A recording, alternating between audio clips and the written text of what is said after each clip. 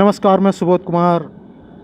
आप देख रहे हैं खबर नेशनल टाइम्स और अभी उपस्थित हूँ सामुदायिक केंद्र पर। आज भीम चर्चा का आयोजन किया गया था और वहीं मेरे साथ उपस्थित है महिला टीम भीम चर्चा से। और जैसे कि आप जगह जगह सुनते हैं और तमाम लोगों को जागरूक करती हैं पूनम बौद्ध जी, जो कि अपने वक्तव्य से लोगों को इतना जागरूक कर देती हैं कि उन्होंने बहुत ही जो महिलाओं को सशक्तिकरण को बढ़ावा दिया है और आज फिर यहाँ पर उपस्थित हैं। जी, आज जैसे कि सबसे पहले आज गणतंत्र दिवस है, क्योंकि आज के ही दिन हमारा देश एक गणराज्य स्थापित हुआ था। गणराज्य का मतलब होता है कानून का राज्य, कानून राज्य स्थापित हुआ है। तो आज के दिन क्या कहेंगे?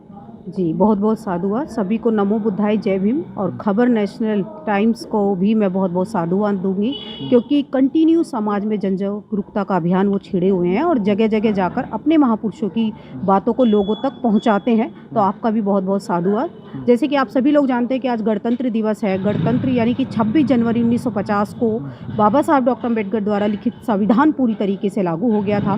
लेकिन आज भी इस भारत देश में संविधान पूरी तरीके से लागू नहीं है, क्योंकि आज जितनी भी समस्याएं हैं, चाहे गरीबी है, बेरोजगारी है, भ्रष्टाचार है, जितनी भी तमाम समस्याएं हैं वो इसीलिए हैं क्योंकि संविधान लागू नहीं है। जिस दिन संविधान लागू हो गया ये सारी समस्याएं अपने आप खत्म हो जाएंगी।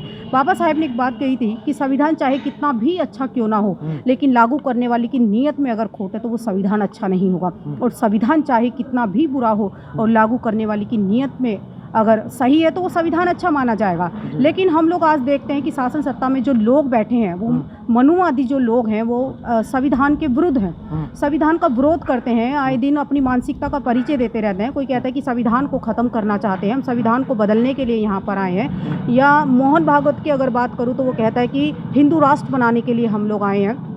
तो मैं कहना चाहती हूँ ऐसे मनुवादी मानसिकता के लोगों से, तो संविधान तो बदला नहीं जाएगा, क्योंकि ये संविधान हमारे बाप का है। और वो संविधान जागरूक होने के साथ साथ हम सभी लोगों की जिम्मेदारी बन जाती है कि हम सभी लोगों को उसकी क्वालिटी के बारे में बताएं, क्योंकि आज भी हमारे बहुजन समाज के जो लोग हैं वो संविधान से अनजान हैं। बाबा साहब हमको संविधान दे करके गए हैं। स्पेशली मैं महिलाओं की बात करूं तो महिलाओं को वो सशक्त बना करके गए हैं, महिलाओं को पावरफुल बना करके गए हैं। संविधान यानी सभी समस्याओं का समाधान। लेकिन आज भी हम लोग उस संविधान से अनजान हैं। हमको ये देखना है कि बाबा साहब डॉक्टर अम्बेडकर ने जो संविधान बनाया वो कितनी मुश्किलों से बनाया, और इतनी मुश्किल झेलने के बाद भी, क्योंकि वो चाहते थे कि मेरा जो एक एक बच्चा है उस संविधान के अधिकारों का वो यूज़ करे, उसका लाभ ले। लेकिन आज भी विडंबना देखिए कि गांव-गांव में भी या अगर मैं शहरों की भी बात करूं, महिलाएं अपने अधिकारों के बारे में जागरूक नहीं है। जी, मुझे ये बताइए कि जैसे कि आपने अपने स्पीच में भी कहा था कि संविधान की रक्षा, हमें अपने संविधान की रक्षा करनी चाहिए, लेकिन संविधान की रक्षा कैसे कर सकते हैं? सपोज करो मैंने संविधान पढ़ लिया, मैडम ने संविधान पढ़ लिया, हमें नॉलेज भी होगी, लेकिन रक्षा कैसा कर सकते हैं? क्योंकि रक्षा तो जो ऊपर जो सत्ताधारी हैं, कानून स्थापित करना, चाहे वो राज्य सरकार हो, केंद्र सरकार हो, तो उनके हाथ में होती है।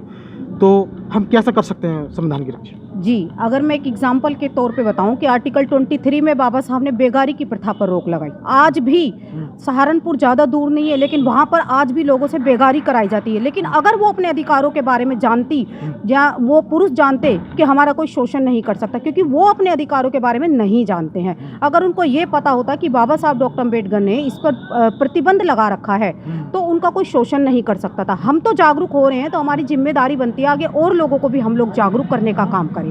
और अपने अधिकारों को बचाने के लिए सड़कों पर जिस दिन हम आ गए ना, तो ये मनुवादी जो लोग हैं खुद हमसे डरकर दूर भाग जाएंगे। आपने देखा होगा कि 2 अप्रैल का जो आंदोलन हुआ था, यानी SC/ST एक्ट को जो इन्होंने निष्क्रिय करने की कोशिश की थी, लेकिन पूरे भारत देश के लोगों ने यूनिटी दिखाई, क्योंकि उनमें जागरूकता आई। और जब उन्होंने यूनिटी दिखाई तो सभी लोग सड़कों पर आए और वो हमारा अधिकार हमसे बच गया। जी, एक लास्ट सवाल और पूछूंगा कि जैसे कि मैं जानना चाहता हूँ कि हम पढ़ने के बाद तो जान ही सकते हैं, लेकिन क्या जिस तरह से सत्ता परिवर्तन करके भी संविधान की रक्षा की जा सकती है? अगर मैं सत्ता परिवर्तन की बात, बिल्कुल बिल्कुल, सत्ता परिवर्तन के बिगड़ तो कुछ भी नहीं है जब तक हमारे लोग सत्ता में नहीं आएंगे। क्योंकि आज शासन वो लोग कर रहे हैं जो संविधान के विरुद्ध हैं, जो संविधान को नहीं मानते। और संविधान ये आज से नहीं मानते, संविधान 1949 से ही नहीं मानते। जब बाबा साहब संसद में संविधान को सौंप रहे थे तो उसी संसद के बाहर शंकराचार्य मठाधीश आंदोलन कर रहे थे कि हम एक अछूत के द्वारा बनाए गए संविधान को नहीं मानेंगे, हम मनुस्मृति के अनुसार विधान होना चाहिए उसको हम लोग मानेंगे। तो बाबा साहब डॉक्टर अम्बेडकर ने तो अपना सारा काम पूरा कर दिया, सब कुछ वो हमको दे करके गए। बस आज हमारी जिम्मेदारी ये बनती है कि उन अधिकारों को हम लोग जानें। आज महिलाएं अपने हिंदू कोड बिल के बारे में जानें, महिलाएं एक एक आर्टिकल के बारे में जानें और लोगों को बताने का प्रयास करें।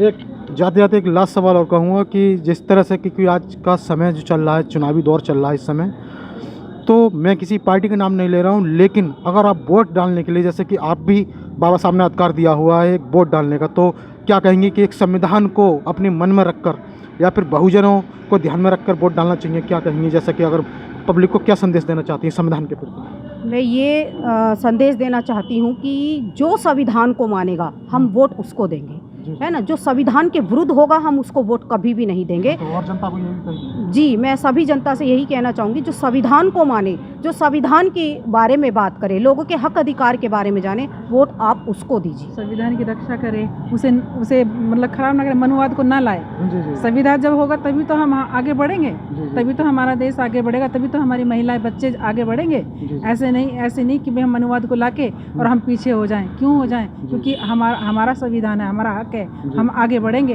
और मनुवाद के खिलाफ आंदोलन जी जी करेंगे। जी जी आप क्या कहें? मैं भी यही बोलूँगी कि मतलब महिलाओं को अपना हक के लिए लड़ना चाहिए और वहीं वोट देना चाहिए जो महिलाओं की रक्षा करे और समाज की रक्षा करे, अपने समाज की। जी जी जी बहुत बहुत धन्यवाद आपका। तो वहीं वोट डालना चाहिए जो महिलाओं की रक्षा करे और संविधान की रक्षा करे। मैं सुबोध कुमार, खबर नेशनल टाइम्स, बहुत बहुत धन्यवाद।